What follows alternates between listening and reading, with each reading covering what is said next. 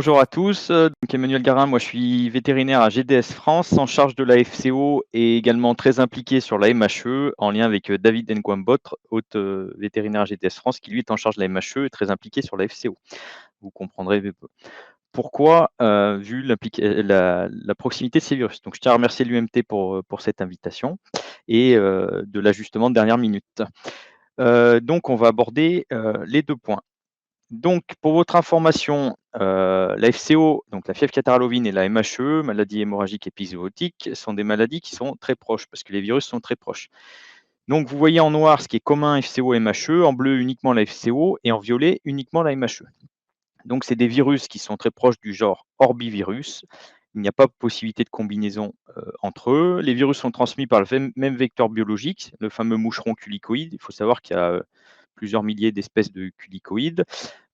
Et on a déjà observé ça pour la FCO. Suivant l'espèce de culicoïde, il peut avoir un tropisme plus ou moins favorable pour différents sérotypes. C'est assez intéressant à noter qu'il y a certains culicoïdes qui ont un tropisme plus important et qui diffusent mieux la maladie suivant le sérotype de FCO. C'est donc une maladie saisonnière vu que c'est une activité vectorielle. On indique que c'est une maladie non contagieuse, sauf pour le sérotype 8, puisqu'il y a eu des observations de transmission de la mère au fœtus, sachant que le laboratoire national de référence, FCO-MHE, c'est le même en France, hein, l'ANSES Maison Alfort, nous indiquait qu'il suspectait qu'il puisse y avoir des transmissions mécaniques par les aiguilles.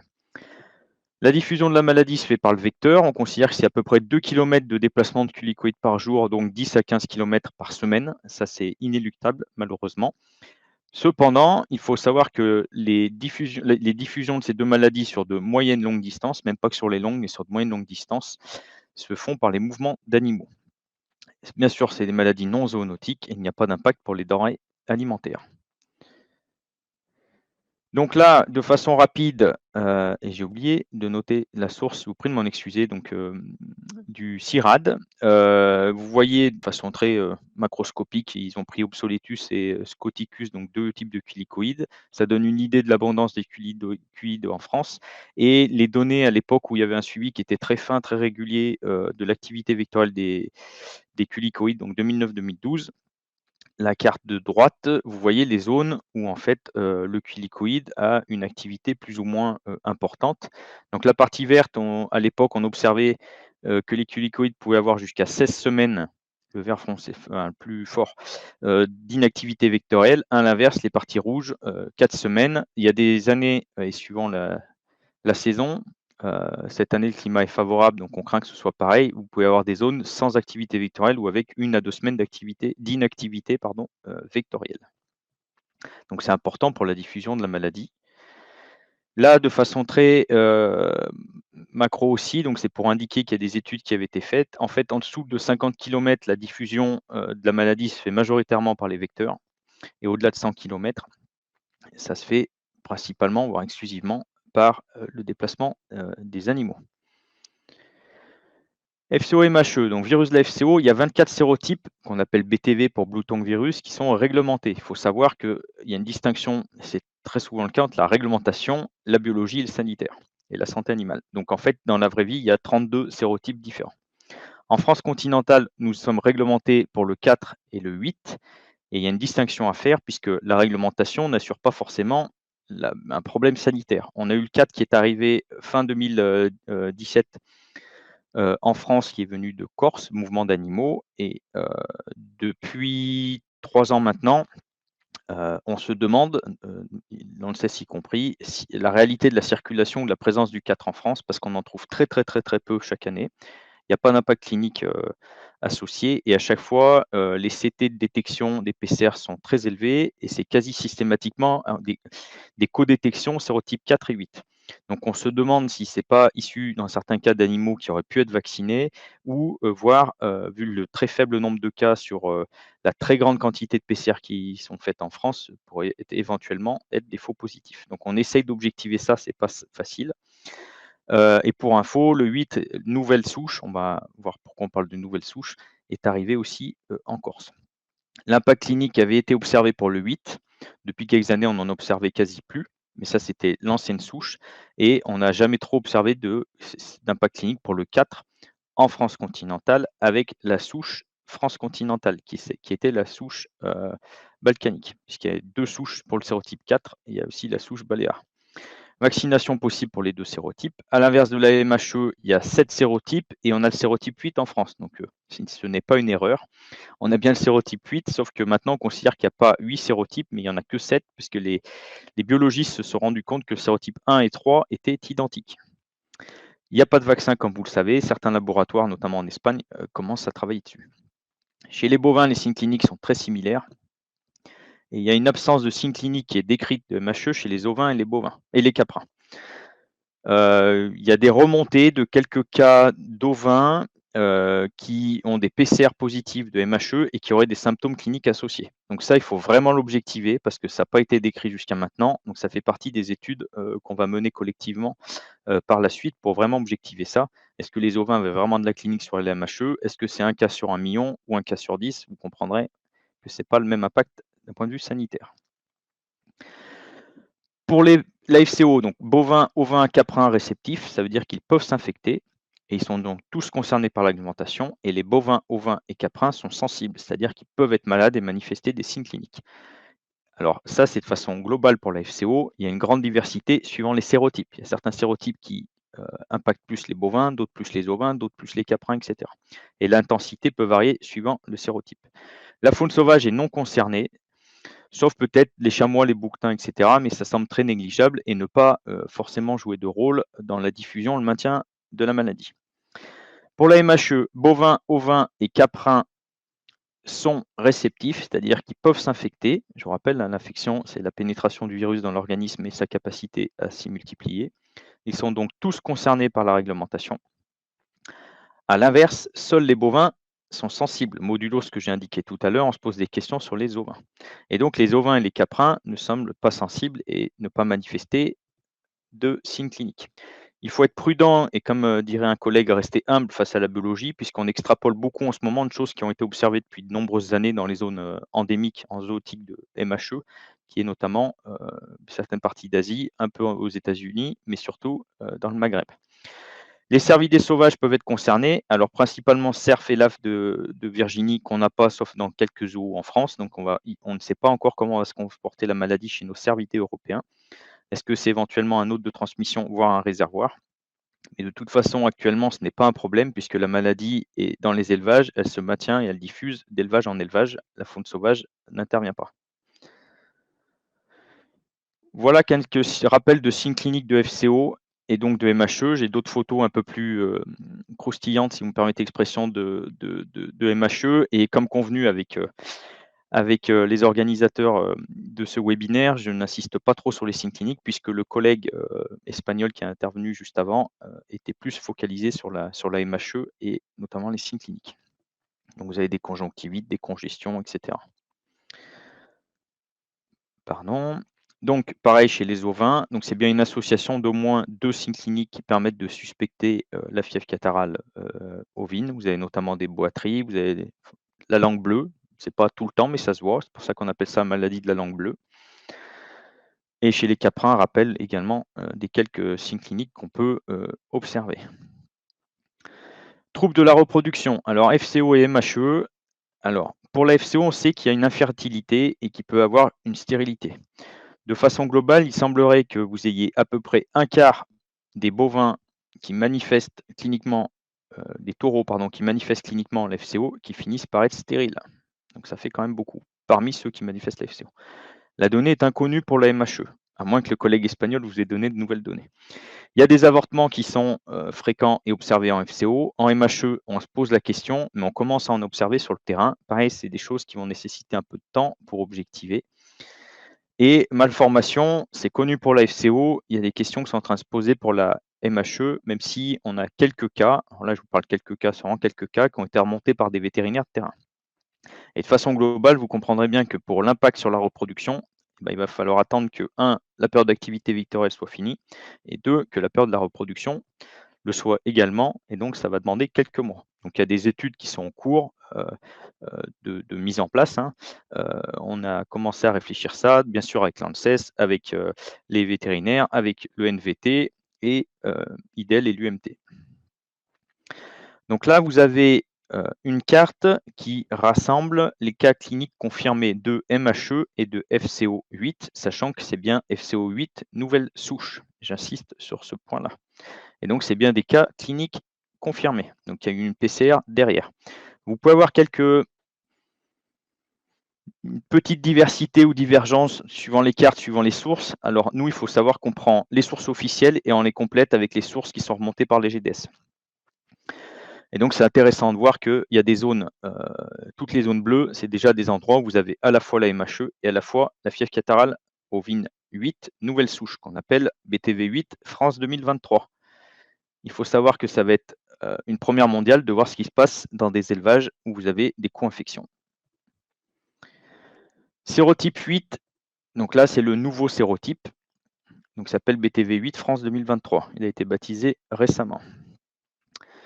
Pour rappel, la loi de santé animale, qui est la réglementation européenne, catégorise la fièvre catarrhale ovine de catégorie CDE. Donc, en gros, un pays peut choisir s'il souhaite ou non mettre en place un programme d'éradication volontaire pour aller vers une éradication en vue d'avoir un statut indemne, sauf qu'il faut éradiquer tous les sérotypes présents. D, c'est des exigences au mouvement pour les animaux entre cheptels, entre pays européens pour maintenir le marché, le libre-échange. Et E, c'est de l'assurance clinique obligatoire, c'est la règle de base qui concerne toutes les maladies de la LSA. Donc en gros, pour la FCO, vous avez une déclaration des suspicions et des cas cliniques qui est obligatoire. C'est pareil pour la MHE. Vous avez des protocoles sanitaires qui ont été négociés avec les partenaires pour avoir des dérogations dans certains cas pour le mouvement d'animaux. Là, c'est plus compliqué pour la MHE. FCO rappel, donc il y a des notes d'information et je vous invite à aller sur le site de GDS France puisqu'il y a beaucoup de documents et on fait c'est beaucoup de documents d'explications et même sanitaires, hein, tant pour la FCO que pour la MHE qui ont été faits notamment avec l'ANSES et avec la SNGT. Donc la recommandation de GDS France, c'était de limiter la diffusion de la maladie et son impact clinique et donc de vacciner en priorité les animaux situés dans les départements limitrophes ainsi que ceux situés dans la zone atteinte, de contacter son vétérinaire pour prendre en compte la situation sanitaire de l'élevage. Vous comprendrez que si l'élevage est plombé, il n'est pas recommandé de vacciner. À l'inverse, même si des élevages à côté le sont, certains experts pensent qu'il est toujours intéressant de vacciner les élevages avant et même juste avant l'arrivée de la maladie. Bien sûr, il faut prendre en compte aussi le contexte reproductif du troupeau et les jeunes animaux ne peuvent pas être vaccinés du fait de leur jeune âge, donc issus de mères vaccinées. Il y a des vaccins disponibles, il y a encore quelques centaines de milliers de doses qui sont disponibles, avec une recommandation d'utiliser le BTV pur pour les bovins et le Civazule pour les ovins, en commandant, donc ça c'est pour les vétérinaires, directement près du laboratoire Innovet. L'avantage du Civazule, c'est qu'il est en one-shot pour les ovins, ce qui améliore la faisabilité, puisqu'on prend les animaux qu'une seule fois, et le coût également. Les recommandations alternatives et provisoires, le temps que tout ça puisse être fait, c'était de limiter le plus possible les mouvements, désinsectisation depuis au moins 14 jours, plus une PCR associée négative. Alors initialement, on avait recommandé 7 jours. Par mesure d'application sur le terrain et de cohérence sur le terrain pour les acteurs, notamment les éleveurs et les vétérinaires, on s'est aligné sur ce qui est prévu pour la MHE. D'un point de vue sanitaire, il faut savoir que la désinsectisation agit généralement, on considère qu'elle agit 7 à 10 jours et qu'elle réduit le risque de pression parasitaire, mais malheureusement, elle ne peut pas l'annuler. Et donc que les mouvements d'animaux aient lieu dès que les résultats sont connus et au plus vite, pour éviter que l'animal s'infecte après le prélèvement.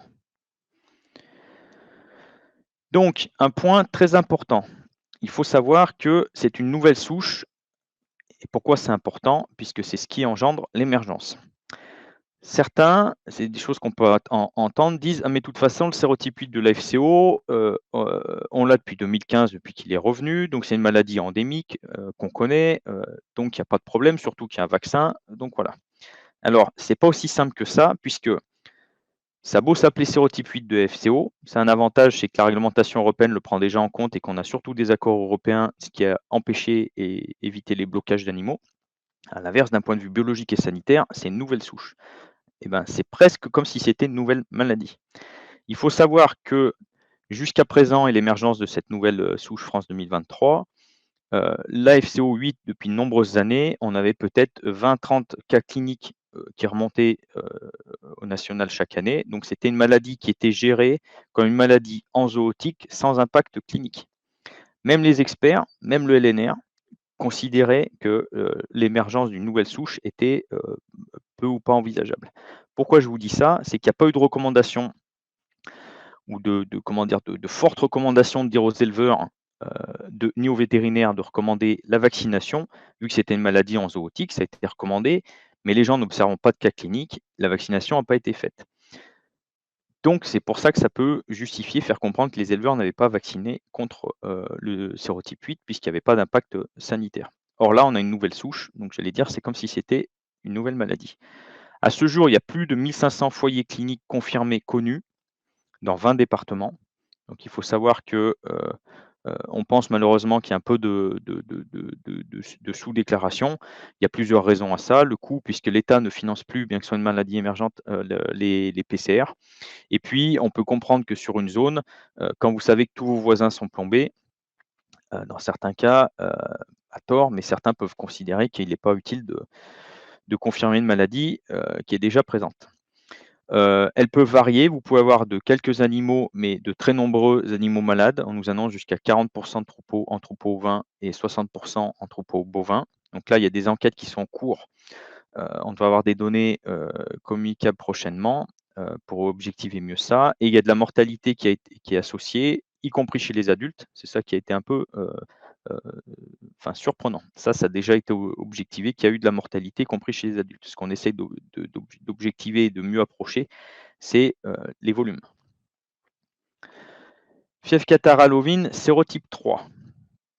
Eh ben, donc, comme vous le savez, il y a plusieurs sérotypes. Je ne vais pas dire c'est la loterie, mais pas loin, puisque malheureusement, le sérotype 3 est apparu mi-septembre de cette année aux Pays-Bas, et en un mois, ils sont à plus de 4000 foyers. Il y a eu un premier cas qui est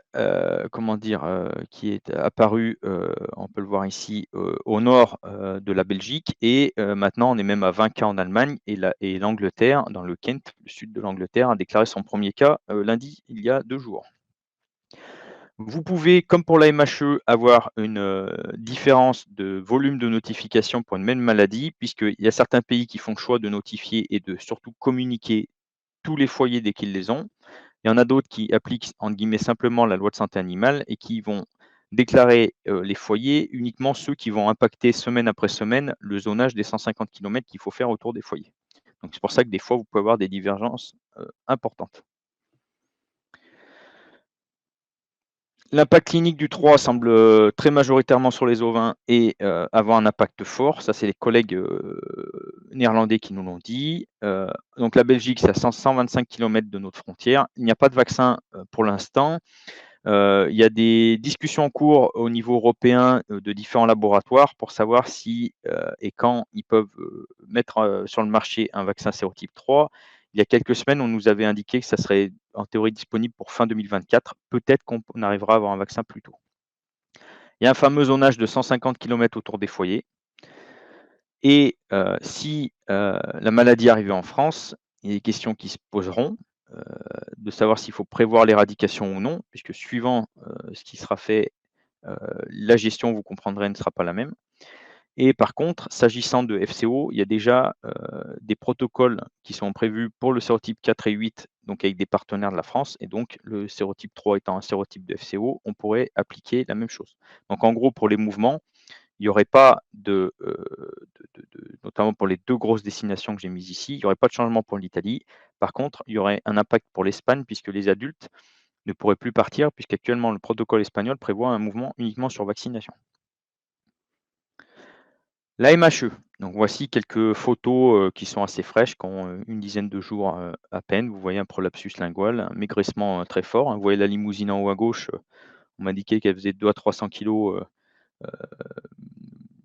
2 semaines avant, de plus, pardon, bien sûr. Vous avez ce qu'on appelle les fameuses bavites, les gros ulcères, etc. Donc en Espagne, de façon rapide, la maladie progressait à peu près de 800 km en 10 mois. On peut penser que quand il y a eu des sauts, notamment pour la phase un peu blanche que vous avez entre la bordure nord du pays et on va dire le nord du Portugal, ça peut être plutôt lié à des mouvements d'animaux. quoi qu'il en soit, maintenant, toute l'Espagne est en zone réglementée, sauf les îles. Et l'Espagne a fait partie des pays qui ont déclaré uniquement, ça peut se comprendre, hein, les foyers qui impactaient le zonage. Donc, ils n'ont pas déclaré tous leurs foyers, puisque c'est important de le savoir, parce qu'on s'étonnait pourquoi l'Espagne, on se demandait pourquoi l'Espagne avait déclaré que 175 foyers en un peu plus d'un an, alors que nous, en un mois et demi, on en avait déjà plus de 1000. Situation sanitaire. Donc, au 9 novembre, vous avez 2950 foyers confirmés, connus, là aussi possible sous déclaration. Et le phénomène pourrait malheureusement s'amplifier pour une raison toute simple, c'est ce que j'évoquais tout à l'heure. Maintenant, vous avez les zonages qui commencent à se superposer.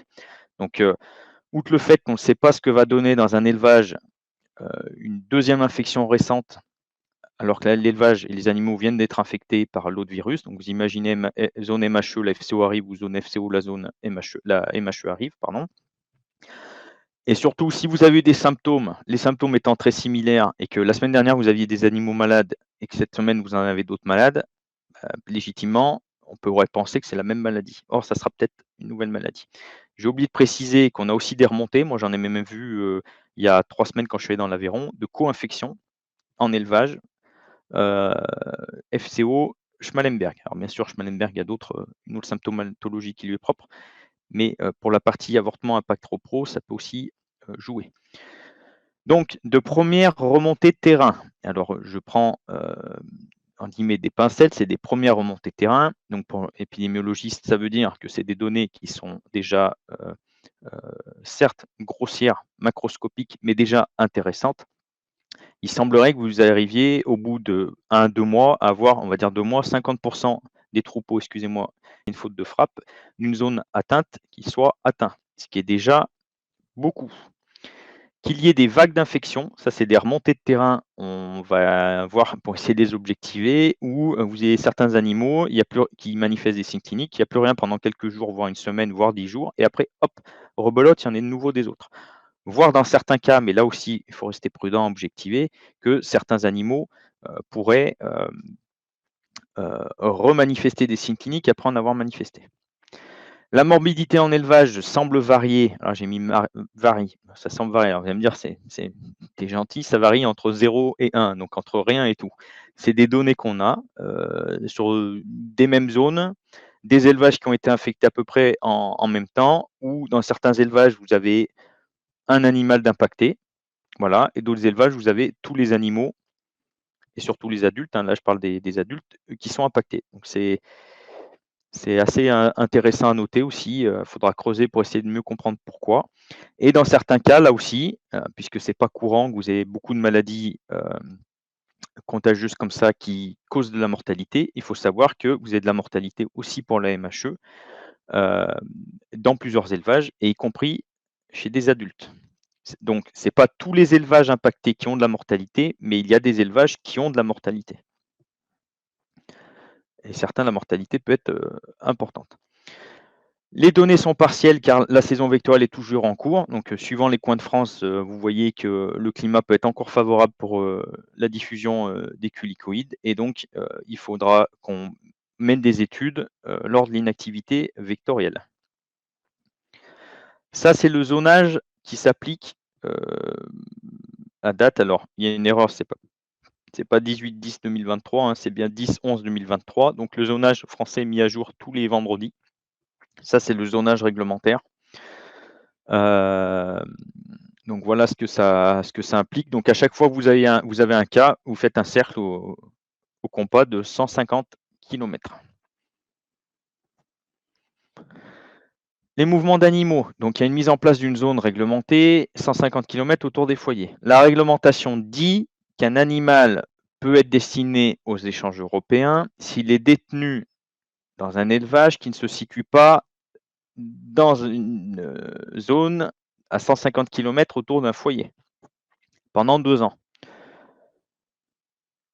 Et ben, donc là, ça va durer un petit peu. C'est pour ça qu'il y a des grandes discussions au niveau européen, on va le voir par la suite, pour essayer d'avoir des dérogations, puisque bizarrement, la LSA a prévu des dérogations pour la FCO alors qu'elle était plus catégorisée, mais à date, il n'y en avait pas pour la MHE.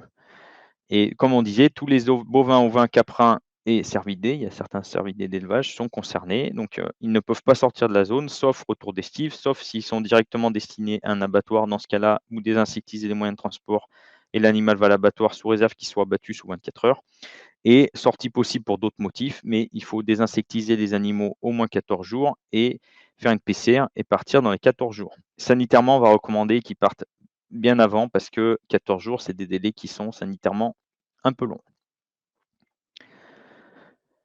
Réunion DGL donc de la semaine dernière, la MHE est donc là une maladie émergente et l'État, contrairement à la FCO, l'État prend en compte les frais de visite vétérinaire, les prélèvements, les frais d'analyse, si suspicion clinique, à différencier des frais d'analyse pour les mouvements.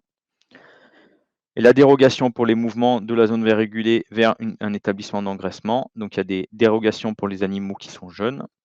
Il ne faut pas que les animaux présentent des signes cliniques, notamment désinsectiser les moyens de transport.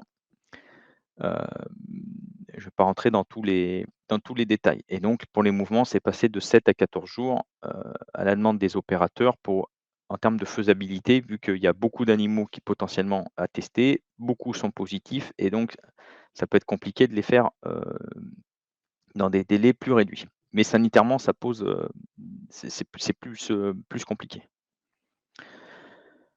Au niveau des échanges et des exports, donc la MHE, comme je disais tout à l'heure, c'est une catégorie D et E, y compris pour les caprins. Donc il n'y a pas de demande particulière pour l'abattage et on peut envoyer les animaux en élevage suivant les conditions que j'ai évoquées précédemment. Alors était évoquée la fameuse zone saisonnièrement indemne, la ZSI, qu'on avait appliquée dans certains cas en 2015, 16, 17 et 18, enfin 2016, 17 et 18. Sauf qu'on a arrêté en 2017. Donc, on ne peut pas les remettre en place maintenant. Et vu la saison vectorielle, c'est compliqué. Je ne vais pas rentrer dans le détail, sauf s'il y a des questions sur cette partie-là par la suite. Les établissements vector-proof, alors, pour le moment, considère c'est inaccessible. Il faut savoir que les culicoïdes sont tellement petits que même les moustiquaires ne sont pas suffisantes. Certains pays européens semblent l'avoir mis en place. Donc, ça pourrait être intéressant de mener des études de faisabilité ou de comparer ce qui se fait ailleurs. Et il y a des accords où l'État membre peut déclarer qu'il accepte de recevoir des animaux sous conditions particulières. Donc ça, c'est des ajustements que la Commission européenne a autorisés. Donc pour l'Espagne, à l'exception des régions indemnes, bon, je pense que c'est limité. Je ne suis pas sûr qu'on envoie beaucoup d'animaux sur les Baléares, les Canaries, voilà, sur leurs îles.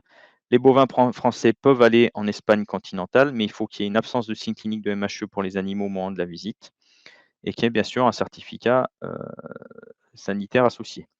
Pour l'Italie, les conditions requises pour les ruminants, c'est depuis la zone réglementée française vers une zone indemne italienne. Donc il faut savoir qu'ils ont la MHE sur les îles en Sardaigne et en Sicile, mais l'Italie continentale est à ce jour indemne de MHE. Il faut désinsectiser les animaux 14 jours, faire la PCR, donc c'est les mêmes conditions que celles prévues pour les mouvements intranationaux, désinsectiser les moyens de transport et qu'il n'y ait pas de signe clinique. Par contre, depuis la France, la partie non atteinte, donc hors du fameux zonage que j'ai montré précédemment, vers l'Italie, là, les conditions sont inchangées. Donc, il n'y a pas de demande particulière pour la MHE. Je répète, par contre, il faut se rappeler qu'il y en a pour la FCO. Et donc, j'en ai fini. Et donc, vous aurez plus de détails sur le site gdsfrance.org.